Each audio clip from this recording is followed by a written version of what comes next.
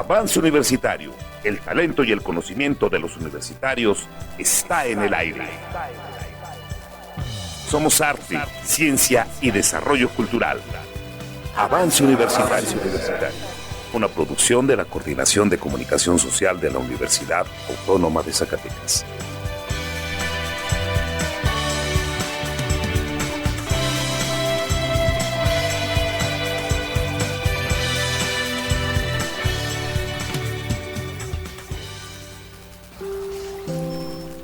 ¿Qué tal? ¿Cómo están? Los saludamos desde la Coordinación de Comunicación Social de nuestra Universidad Autónoma de Zacatecas, Francisco García Salinas, presentándoles una vez más el programa radiofónico de Avance Universitario. Mi nombre es Frida Vázquez y en este periodo vacacional escucharemos diferentes temas de gran interés que esperamos que lo disfruten.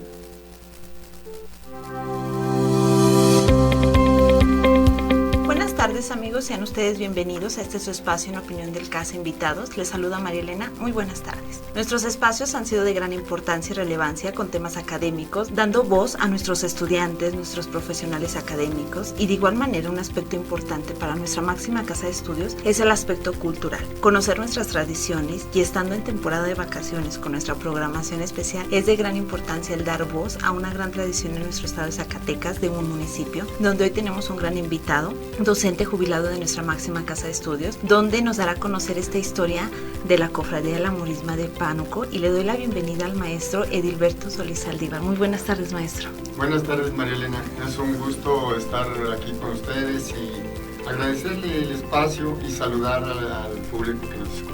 Y pues como ya hice esa breve introducción, qué importancia conocer la historia y la cultura de tradiciones que parten de nuestro estado de Zacatecas y de este municipio, conocer esta historia de esta cofradía. Sí, muchas gracias. Mire, primeramente yo quisiera comenzar por decir en dónde está Pánuco, porque pues yo desde que me vine a secundaria aquí a Zacatecas hasta pues terminar la vida profesional en la universidad, me di cuenta de que pues bastante gente en Zacatecas pues, no conoce Pánuco. Tristemente yo les decía, bueno, ¿qué no fueron a la primaria? Ahí se estudian los municipios. Pero mire, Pánuco está ubicado a 12 kilómetros al noreste de la ciudad de Zacatecas. Si tomamos en cuenta de Plaza de Armas de la ciudad de Zacatecas a la plaza principal en Pánuco, porque hay autores que dicen que son 16 kilómetros, pero pues con esta referencia de estas plazas son 12 kilómetros. Se va por el lado de La Bufa y luego Beta Grande y ya, abajito está Pánuco. Bueno, en este pueblo de Pánuco está una cofradía que es la cofradía de San Juan Bautista. Esta cofradía pues está ahorita celebrando los 400 años de fe. Se dice 400 años de fe porque se ha celebrado durante este tiempo tanto a San Juan Bautista como a la Virgen de la Victoria. Si fuera nada más a uno de ellos, se diría pues es la celebración de San Juan Bautista o la celebración de la Virgen de la Victoria. Pero como es a los dos, pues decimos que son 400 años, en base a la tradición oral. Pero esta tradición oral se ha generado a través de ella un círculo virtuoso en el que varios autores se han referido a esto. Y es curioso cómo es que son autores de libros muy distintos uno del otro. Entonces causa curiosidad decir, pues entonces esta tradición oral podemos decir que está soportada porque, por ejemplo, el médico veterinario zootecnista Juan Saldívar Ortega, si no me equivoco, que es un historiador español, él ha escrito, pues no estoy seguro, pero al menos 3 tomos de historia de las morismas de Bracho. Y él, cuando da el origen de estas celebraciones, dice que las primeras fiestas de morismas fueron en Pánuco y Beta Grande. Y esto data de 1622. Hay otro autor de un libro que se llama Las Morismas de Pánuco, muy respetable, muy bonito su libro, de un sacerdote que fue de Beta Grande, aquí en Zacatecas. Él se llamaba Miguel Flores Solís. Murió no hace mucho, 3, 4 años nomás, no recuerdo, pero relativamente es muy poco tiempo. Él quiso mucho las fiestas de Pánuco, su papá era general allá, Entonces, pues para él eran, digámoslo de alguna manera, sus fiestas. Y él dice que en 1964, él escribió un artículo en el Sol de Zacatecas en el que se refirió al origen de estas fiestas, basado en la versión de un señor de Pánuco que era muy estudioso, no era profesionista, pero era muy estudioso, de esas personas que leen hasta lo que se encuentra en un papelito tirado por ahí. Y ese señor se llamaba Manuel Herrera y él es el que le dio la versión de que las fiestas son de 1622. Posteriormente, él obtuvo también la versión de un cronista de Pánuco que se llamaba Ismael Girón González. Él fue pues cronista ahí en el municipio, tuvo todo tipo de cargos en el pueblo, y en una ponencia que él dio con motivo de los 445 años de la fundación de Pánuco, que fue por cierto la primera celebración que se le hace a Pánuco, este señor Ismael dijo que las morismas habían comenzado en 1622. Entonces, bajo esas dos versiones, pues el padre Miguel escribió así en su libro. Hay otro personaje que es el cura, él ahorita es cura en Malpaso, se llama Manuel Zapata Zandate. Y él, cuando se ordenó para sacerdote, su tesis estuvo muy enfocada al tema de las morismas. Y él, basado en el libro de Padre Miguel Flores, él escribió que las morismas de Pánuco, que estaba compuesta de caballerías de alrededor de esta comunidad, que se reunían y hacían escaramuzas, y que datan de 1622 a la Virgen de la Victoria y posteriormente a San Juan Bautista. Y dejé al último la versión de el cronista de Morelos, que también ya Dios tenga en gloria, murió también recientemente, José R. Trejo Reyes. Él me llama mucho la atención porque en un libro que él escribió que se llama Remembranzas, él explica de una manera que podríamos llamarle, hace un juego de palabras, pero ese juego de palabras nos da a entender cómo es que la tradición oral es, porque yo decía que al principio que era de generación en generación, entonces en este juego de palabras, él nos da a entender precisamente eso. Dice más o menos, la tradición oral cuenta que los viejos morismeros contaban, ese es el juego de palabras que me llama la atención, cómo es que la tradición oral cuenta que contaban.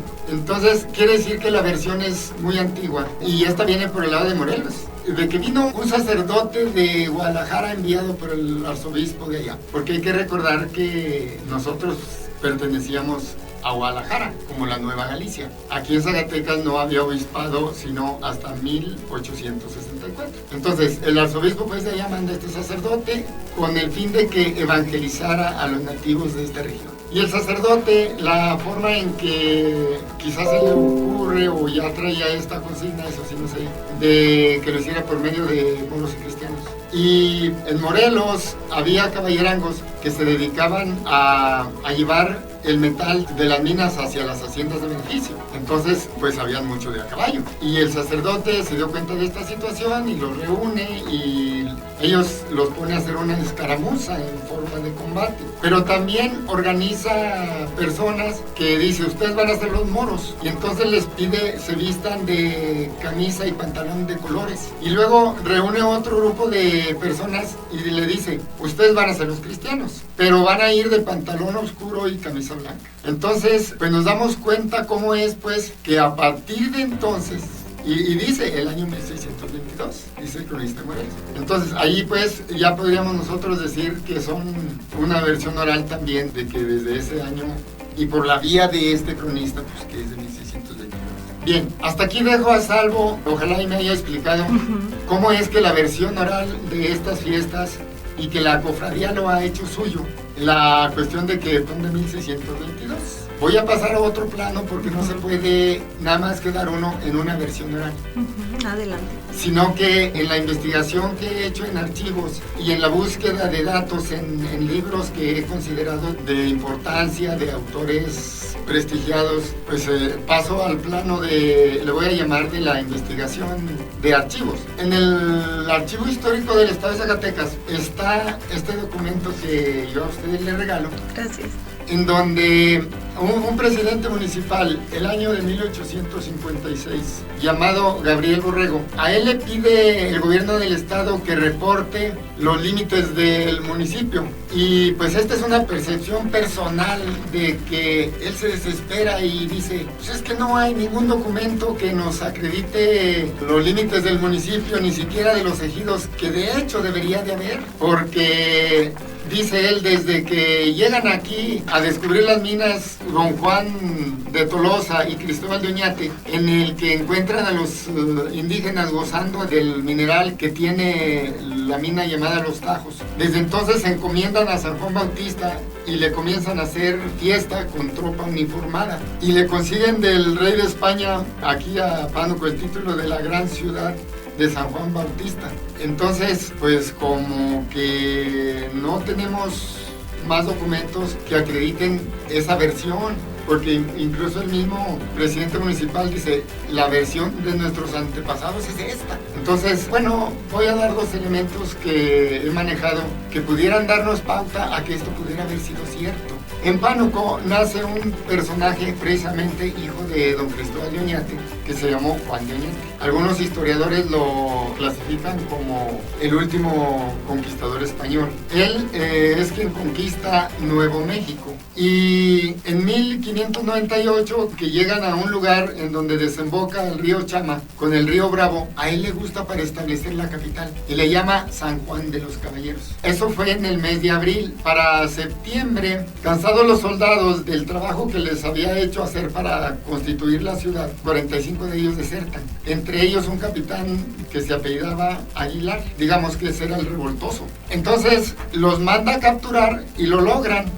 Y al regresarlos al campamento, él ordena que los maten. Pero ellos piden el perdón y les fue concedido. Les dio tanta alegría a todos, tanto al ejército como desde luego a ellos, que hubiera habido el perdón, que hicieron una semana de festejo. Y para culminar, precisamente fue el 8 de septiembre que hubo una misa en la iglesia que ellos mismos habían construido, y hicieron una obra teatral, hicieron corrida de toros, entre otras cosas, pero a lo que voy es que hicieron un simulacro de moros y cristianos. Es algo semejante a lo que se hace ahorita, es con rifles con pura pólvora, ¿verdad? No llevaban ningún otro elemento para poder matar ni nada, nada más tronaban y ese tipo de cuestiones. Entonces cabe la pregunta de ¿por qué le puso San Juan de los Caballeros? ¿Y por qué hace un combate de moros y cristianos? Podríamos tener respuesta nosotros mismos, decir, bueno, pues las fiestas de moros y cristianos o los enfrentamientos, las simulacros, no son exclusivos de ese tiempo, ya tenía rato esto, pero pues queda esa duda. Otro elemento es Martín de Zavala Sepúlveda. Don Martín nace en Pánuco, hijo de don Agustín de Zavala, un rico minero zacatecano. Él fue 38 años gobernador en el nuevo reino de León, lo que ahora es Monterrey. Y él llevaba la encomienda del rey de fundar 3 villas. Una de las villas que él fundó fue San Juan Bautista de Cadereyta. Un tercer elemento es que en la Hacienda del Buen Suceso en Pánuco, que comúnmente ahí le llamamos la Hacienda Grande, en 1706 se hace un inventario y en ese inventario encontramos la imagen de San Juan Bautista. Entonces, como que alrededor de la familia Oñate y el personaje de Martín de Zavala, como que encontramos pues a San Juan Bautista en todos lados. Eso pudiera ser elementos para que el documento que tenemos de 1856, que da la versión de que las morismas son desde que se funda Pánuco, o desde que se descubren las minas de Pánuco, que es lo más correcto decir, pues pudiera ser. Pero bueno, dice un dicho popular, mientras son peras o son manzanas, de que las versiones y que no hay una comprobación más firme, pues vamos a decir que hay un documento de 1777. Este documento nos lo donó el cronista de Guadalupe, Bernardo del Hoyo Calzada. Él le sacó una fotografía a un libro que pertenece al archivo de Pánuco, pero este libro está seguramente en el archivo del obispado, o quizá ahora el archivo en el que se está concentrando todo lo religioso en la Rinconada de Catedral. Y en este documento se dice que Hay una reunión ahí en Pánuco para organizar las fiestas de la Virgen de Guadalupe, de Señor San José y de San Juan Bautista. Y al referirse a la organización de la fiesta de San Juan Bautista, mencionan los capitanes y mencionan al turco. O sea, al mencionar al turco, pues es el moro, aquí ya no hay duda de que había un moro. Y al final del documento dice que los moros y soldados, que en ese entonces le llamaban a los soldados, a los que ahora le hicimos el batallón cristiano, que los moros y los soldados que participaron el año anterior, se refiere a 1736, que sigan participando. Entonces, en este documento, que es firme el documento, ahí sí, no hay vuelta de hoja, como se podría decir, en Pánuco, con documento en mano, se puede decir que de 1736 para acá hay moros y cristianos. Mientras de que, le repito, podamos investigar más datos anteriores, que hay muchos indicios. Incluso un indicio de cuando la versión oral es una versión también del cronista de Morelos, porque hay un cuento que se llama, que es acerca del señor Santiago. Ahí narran en este cuento cómo es que venía el moro y el cristiano por allá de lado, yo supongo de Calera, porque venían rumbo a Alta Grande. Y hicieron parada, o más bien se encontraron un paraje intermedio, llamámosle de alguna manera. Este paraje se llamaba la Estancia de los Borregos. Tenía por ahí otro nombrecito, pero quizás si decimos estancia podemos identificarlo. Y el cronista de Morelos decía, a mí me llama la atención este cuento. Es un cuento, no podemos tomarlo en cuenta como algo... Como histórico, fundamental, firme. Pero ¿cómo es que menciona la Estancia de los Borregos? Ese nombre se le dio a lo que hoy es Morelos, decía él, aproximadamente del año 1596 a 1630, aproximado, ese es el periodo. Y precisamente ahí cae el 1622. Entonces, bueno, esto que le platico pues es lo referente al origen de estas fiestas. Y que de gran importancia el conocer el origen y la historia, porque a lo mejor nosotros y nuestra comunidad universitaria, comunidad radioescuchas, podemos ubicar al escuchar solamente como morisma y ubicamos rápidamente como las morismas de Bracho. Pero en este caso, qué importante conocer esta cofradía de las morismas de Pánuco y conocer la historia que desemboca desde antecedentes y conocer desde el origen, y algo tan importante que ahorita ya nos relató como estos elementos clave que muchos podemos decir a qué nos referimos con la parte a lo mejor del moro y del cristiano, ¿verdad? Que muchos decimos los batallones, pero ahorita que mencionó algo importante, maestro, hablando ya de las cofradías y hablando de estas festividades, ¿qué se celebra en junio y qué celebramos en octubre? Bueno, en junio se celebra desde el 23 al 26 el nacimiento de San Juan Bautista. En octubre se celebra el triunfo de la batalla de Lepanto, que esa batalla fue en 1571.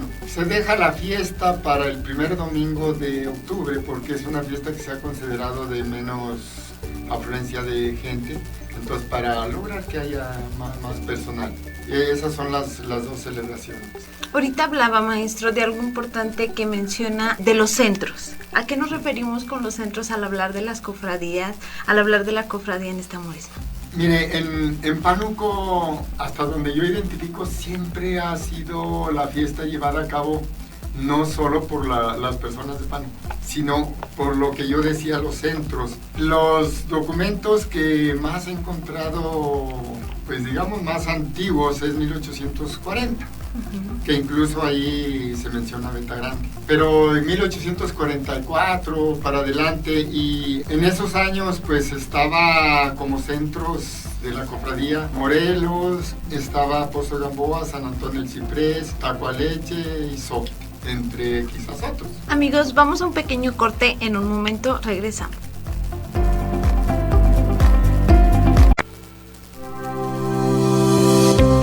Regreso a través de su espacio en Opinión del Caso Invitados, a través de Avance Universitario Radio UAS, donde esta tarde pues hablamos de algo tan importante, conocer la historia y su origen y darle la importancia a esta investigación y todo lo que ha recabado el maestro en torno a la parte de conocer la historia de esta morisma, de esta cofradía de Pánuco.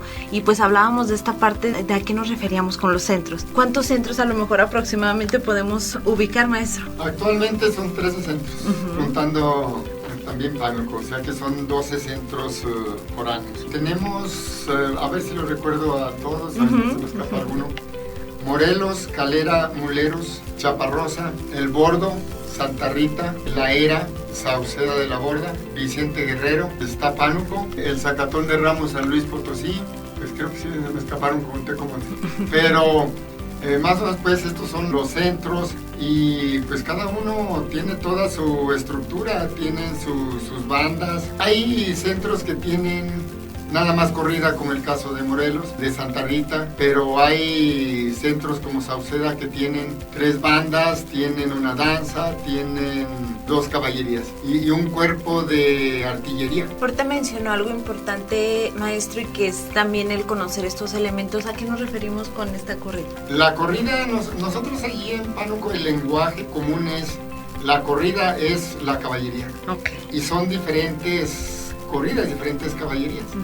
Por ejemplo, le mencionaba, Muleros tiene la suya, o Chaparrosa, o Sauceda 2. Se componen estas caballerías pues depende mucho, porque depende de la época. Cuando son fiestas en alguno de los centros, o el mismo octubre, pues son 20, 25 caballerangos de cada una aproximado, pero en junio se concentra mucho la gente que llega a ver caballerías de 40. Decía un señor de Sauceda que se llamaba Jesús Rodríguez, lo ideal son 19, porque lo místico de una caballería cuando hacen su escaramuza es que hacen 4 grupos, haga de cuenta como en cuadro, y giran tranquilamente cada uno de los grupos hacia el lado izquierdo. Entonces sería 4 por 4, 16, más en el centro se colocan 2 que son alabarderos, que son como los que van guiando la morisma,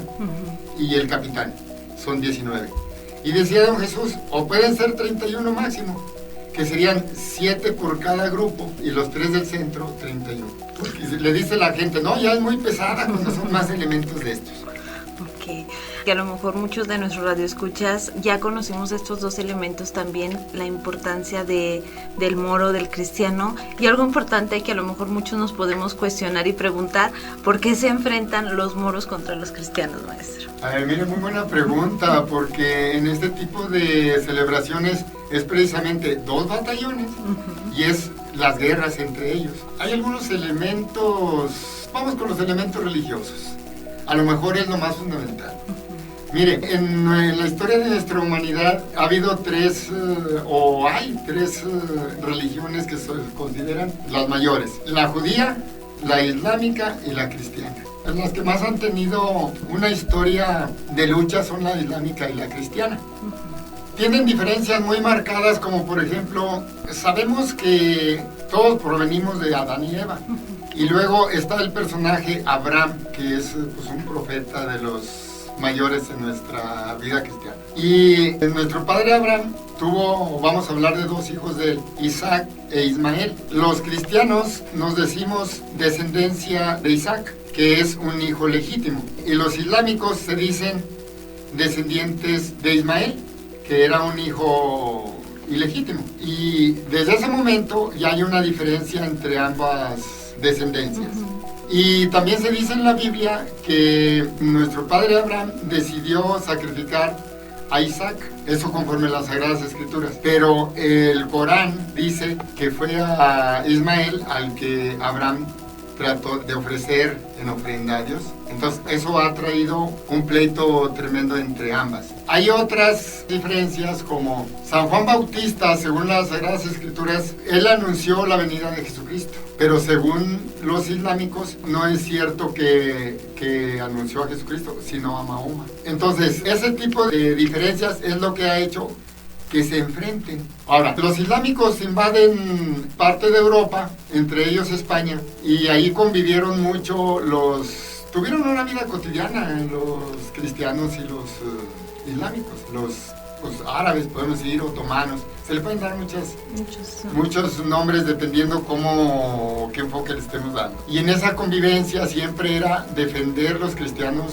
su creencia, pero los islámicos también. Y hay cuestiones muy, muy curiosas cómo es que se forzaban a, pues unos y otros a defender y a luchar porque el otro creyera como él. Por ejemplo, se me hace muy notorio cómo es que los cristianos forzaban a los islámicos a que se bautizaran, y pues por acceder, por compromisos, por muchas cuestiones, lo hacían, iban y bautizaban a sus hijos. Pero regresaban lo más pronto que podían a casa y los bañaban con agua caliente para quitarles todo rastro de bautizo. Entonces, todo este tipo de cuestiones cotidianas fueron haciendo que las diferencias, la convivencia fuera tan difícil que llegaron a enfrentamientos muy fuertes. Un elemento más por lo que se peleaban moros y cristianos es que los moros, los islámicos, otomanos o como le llamemos, ellos decían que tenían que ser guerreros, que era un mandato de Dios. Entonces ellos, pues ¿con quién se peleaban? Con los cristianos, por las cuestiones religiosas y demás. Y algo también importante, maestro, que a lo mejor muchos podemos ubicar, que dentro de esta parte del hablar de la cofradía, ubicamos esta parte de por qué matar al moro. Bueno, hablando ahorita de por la parte del enfrentamiento entre dos batallas. El simbolismo de matar al moro pudiera darle dos explicaciones o dos versiones. Una es porque cuando la guerra de Lepanto en 1571, uno de los soldados cristianos de un espadazo, se dice, o otros dicen que con una hacha, otros dicen que de un balazo, le voló la cabeza a uno de los generales que se llamaba Ali. Se dice Ali Bajá, era entre los musulmanes una especie de grado militar o cosas de esto. Entonces su nombre realmente era Ali. Él puso la cabeza en la punta de su espada y fue y se le enseñó a Juan de Austria. Juan de Austria se horrorizó y le ordenó tirarla al mar, porque pues, estaba en el golfo de Lepanto. Pero no lo obedeció, sino que primero la paseó ante la tropa y entonces sí la tiró al mar. Entonces por eso ahora pues se le corta la cabeza y se pasea también entre la tropa. Pero también significa el hecho de triunfar, el hecho de degollar, el hecho de quitarle la cabeza al otro, que es el islamismo. Por lo tanto, es un triunfo cristiano el hecho de cortarle la cabeza. Para ir cerrando como esta parte de la entrevista, me gustaría que nos platicara sobre esta investigación y sobre su libro que usted está haciendo, porque podemos detectar y podemos expresar toda esta historia que usted ha hecho en torno a esta parte de esta historia de las morismas, de esta cofradía. Pues mire, he hecho este libro porque la verdad que en Pánuco, hablo de Pánuco, pero también sé que estas tradiciones son alrededor de mucha parte del estado. Son unas celebraciones con mucha fe, que desde luego no la puedo medir. Yo puedo decir que hay mucha fe, pero no sé en realidad si esa fe de veras la tiene la gente. Sí se refleja, y quiero pensar que es por eso, el fervor. La vida en Pánuco gira alrededor del 24 de junio. ¿Cuántos días dura la fiesta, maestro? Comienza el 23 por la tarde y es completo 24, 25 y 26. La gente en Pánuco, si vive en Estados Unidos, pues yo creo que desde el 27 de junio que ya se terminó la fiesta en Pánuco, ya está pidiendo permiso para el año. O preparando sus cosas. Mandan dinero incluso de allá para la pólvora, para transmisión de la misa por medio de medios de la radio. La vida de los de Estados Unidos, estoy seguro, lo he visto, lo he vivido, está en base a la fiesta de junio. Y no tan solo la gente de Estados Unidos, sino hay comunidades cercanas que me han platicado.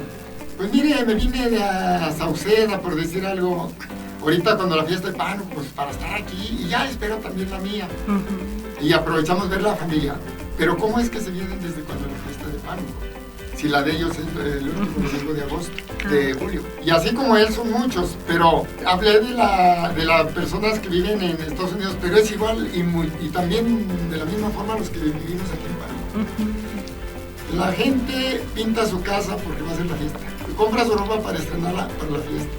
Vienen los familiares de Guadalajara, de Monterrey, de donde estén, porque es la fiesta. Ya, toda la vida social, económica, casi hasta política, le voy a decir, gira alrededor de la fiesta en junio. Y dije política, sonaría un poco raro, pero se aprovecha cuando hay elecciones para poner bastantes lonas y carteles. Y si el candidato saludar a la gente, tiene una influencia muy grande.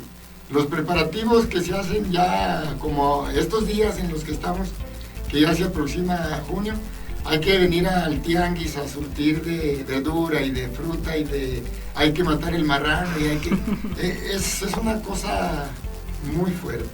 De allí surge esta meta, este objetivo, maestro, para usted, el plasmarlo a través de un libro. Es una motivación para decir, voy a buscar elementos de dónde vienen estas fiestas, por qué se hacen, quién las hace, para qué. ¿Cómo ha distribuido esta parte de darle difusión a la parte de esta historia que ha plasmado en su libro, maestro? Este libro está ya en la imprenta, está próximo a salir, pero mientras sale yo le he regalado a quien tanto he podido, pues en engargolados, para que se lea. No tengo el interés del costo, sino el que la gente lo sepa. Le hemos dado también mucha difusión a partir de esta celebración de los 400 años, ahí mismo en la cabecera, porque los centros de los que ya hablamos van a misa una ocasión especial. Por ejemplo, comienza Sauceda el 15 de enero y cada 15 días va a un centro. Y como ahora por la pandemia y por el espacio del templo, porque es mucha gente la que va de los centros y es mucha gente la que va a misa en Pánuco, entonces el templo no daría capacidad y se ha hecho en la plaza. Ha sido algo hermoso porque la gente se sienta a la sombra de los árboles que hay o lleva su banco y los cofrades están ahí al aire libre. Y allí hemos estado divulgando desde el 15 de enero para acá lo que he escrito. ¿Cuál es su participación dentro de la cofradía? Pues me nombraron como historiador. Ok. Sí. ¿A partir de cuándo? A partir de hace unos 3 años, 4 años. ¿No participa dentro de algún batallón? Participé cuando era niño, 12 años. No, pues esta historia, maestro, parte desde una infancia. Hablábamos desde el inicio, el conocer nuestras tradiciones, y a lo mejor, como ahorita lo dijo, no parte a lo mejor solamente de Pánuco, de muchas tradiciones desde nuestro estado de Zacatecas, pero qué mejor el hablarlo, porque ahorita lo dijo, incluye la tradición, incluye el fervor, incluye la fe, y incluye también la parte de los valores que inculca una familia. Sí, mire, por ejemplo, cada centro tiene un San Juanito peregrino. Lo digo a raíz de lo que usted comenta. Es San Juanitos pequeños, 30, 40 centímetros, y los traen en su vitrina y muy bien. En el caso de Pánuco, la imagen sí es como de 1,20 centímetros mínimo. Y estos San Juanitos peregrinos visitan cada uno de los cofrades. Ah, ok. Por ejemplo, en Sauceda, pues allí el peregrino de Sauceda, a los que son cofrades de Sauceda, la gente decide cuántos días se lo dejan. Pues déjamelo 3 días, déjamelo 8 días. Pero aquí lo valioso es que se reza el rosario cada día en la casa donde está San Juanito. Porque es algo religioso. Entonces, qué bonito que se rece el rosario. Y ahorita hablábamos de esta parte del valor, cómo lo incluye una familia, maestro. Para a lo mejor ir cerrando, maestro, y que a lo mejor podemos ir conociendo grandes historias, y que agradezco esta parte de lo que usted comparte con nosotros, con nuestros radioescuchas. ¿Cuál sería el mensaje para nuestros radioescuchas en torno a esta fiesta, a esta festividad que se aproxima? Bueno, pues desde luego hacerle la invitación a nuestra fiesta próxima del 24 de junio. Es tanto fiesta religiosa a lo que me he referido, pero pues también, por ejemplo, para los jóvenes. Hay bailes estos bailes son en la plaza, y toda la plaza es solo un baile, ahí no se cobra, no es tener ganas de bailar y la bailadora. Y pues hay juegos mecánicos y pues lo tradicional de las fiestas, que son puestos de juguetes y etcétera. Y hacerle la invitación en base a que nosotros nos preciamos hasta ahorita, gracias a Dios, de que es una fiesta que se ha conservado religiosa. Usted no tiene la idea de cómo el día 23 por la mañana, no por la mañana, desde la madrugada, toda la gente que llega a pie, y mucha descalza, y mucha cargando a sus niños porque se encomendaron a Dios y a San Juan Bautista para que se curaran de cierta enfermedad o cosas así. Hay quien ha recorrido, ¿cuántos kilómetros le diré? 3 kilómetros mínimo de rodillas. Yo no me explico cómo recorrer 3 kilómetros de rodillas. Es mucha la fe que se siente. Toda la noche del 23 para amanecer el 24 es de actividades en el templo. Se le llama velar. Ahí se turnan las caballerías y las bandas para velar en la noche. Hay la tradición de que los sacerdotes van y la gente se confiesa allí durante la noche. Entonces hay mucha comunión el día 24, la misa es a las 2 de la tarde, el 24, va el señor obispo. O sea, es una fiesta que nos preciamos de que sigue siendo muy religiosa. Entonces la invitación a la gente de que nos visite y de que pues ojalá y perciba lo religioso que nosotros profesamos o que decimos que hay. Y el hablar de la parte de religiosidad y el hablar de esta parte, de esta historia, de esta cultura, y pues de parte de mi persona y de nuestro espacio, pues felicitarlo por esta historia y por esta investigación, porque sabemos que el recabar cualquier documento y el recabar toda la historia que ha pasado, pues no implica cualquier cosa. ¿A partir de cuándo ha hecho esta recopilación? No recuerdo el año exacto, pero andamos en 25 a 30 años. Es este libro de Morisma y Parroquia de Pánuco, que se refiere a tanto a las fiestas, pero también a la parroquia, porque la parroquia pues es muy antigua. Esta parroquia es muy probable que sea de la... No voy a decir la primera, porque no me gusta decir la primera, pero de las primeras de aquí de la región. Okay. Según el primer libro de Cabildo de la ciudad de Zacatecas, para 1562 ya era parroquia. Entonces, si nos vamos un poco atrás al tiempo, había que pensar cuánto fue el trámite para que fuera parroquia, el trámite en el Obispado de Guadalajara, y cuánto fue el tiempo de construcción, de tal forma de que nos vamos pues, a los primeros años de descubrimiento de las minas, vamos a decirlo así, de Zacatecas y Pánuco. Para ir cerrando, maestro, ¿qué significa para usted este nombramiento que nos comparte el ser historiador de su municipio y contar esta historia que nos apasiona y que quiero pensar que muchos de nuestros radioescuchas y nuestra comunidad universitaria de igual manera se apasionan en el conocer esta grande historia? Pues sí, significa para mí un compromiso, porque hay que ver mi origen, y mi origen es de ingeniería. Entonces, meterme en cuestiones de historia, si usted ve el documento que me yo comparte, le acabo de compartir, pues la letra no es nada agradable. Yo agradezco aquí mucho la ayuda del doctor José Enciso Contreras, que me invitó a un diplomado de paleografía, y que en los archivos he podido pues sacar datos, porque de otra forma con esta letra, y yo la primera vez que la vi volteé como diciendo, como el chavo, el Chapulín, ahora quién podrá ayudarme. Entonces es muy difícil, pero pues sí le digo, es un compromiso, pero es una satisfacción tener ya algo de datos. Sé que no tengo lo último ni lo único, sino que pues estamos abriendo camino a la investigación. Sabemos que nos faltan muchos archivos por consultar, el de la Nación, el de Guadalajara, y qué bueno fuera el archivo de Indias.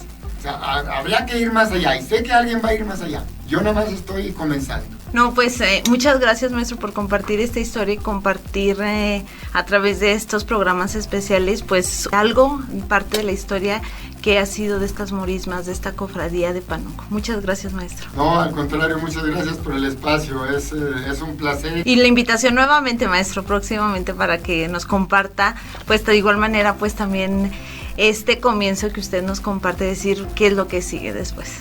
Con mucho gusto, y también estaba el otro libro de historia de Pánuco, Zacatecas, que también ese está más próximo todavía. Muy bien, no, pues la invitación para conocer también parte de esa historia de Pánuco. Muchas gracias, que tenga usted buen día. Gracias. Amigos, hemos llegado al término de nuestra emisión. Gracias por compartir a través de estos programas especiales esta parte de nuestra cultura, de nuestras tradiciones. Esperando encontrarnos en una siguiente emisión. Gracias, hasta pronto.